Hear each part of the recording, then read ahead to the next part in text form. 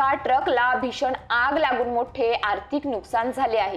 गाडीच्या तांत्रिक बिघाडामुळे चालकाने ट्रक क्रमांक MH04DK1988 ही गाडी रस्त्याच्या कडेला उभी करून गाडी मालकाला गाडीत बिघाड झाल्याची माहिती दिली।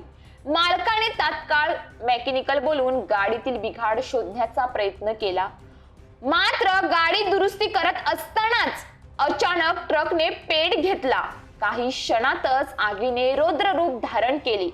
चालक आणि मालकाने आग विझवण्यासाठी शर्थीचे प्रयत्न केले, परंतु त्यांच्या प्रयत्नांना यश आले नाही। आगीमुळे ट्रक पूर्णतः जळून खाक झाला, ज्यामुळे मोठे आर्थिक नुकसान झाले। सुदैवाने या आगीमध्ये कुठल्याही प्रकारची जीवितहानी झाली नाही।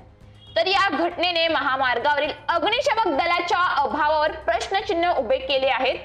जर घटनास्थळी अग्निशमक दलाचे वाहन वेळेवर उपलब्ध झाले असते तर अशा दुर्घटना टाळता आल्या असत्या आणि चालक मालक यांना मोठ्या नुकसानाला सामोरे जावे लागले नसते। महामार्गावरील अशा आपत्कालीन सेवा सुधारण्यासाठी तातडीने उपाययोजना करण्याची आवश्यकता आहे, जेणेकरून भविष्यात अशा दुर्घटना टाळता येतील। न्यूज पोलीस रिपोर्टर माधव तला, चारोटी।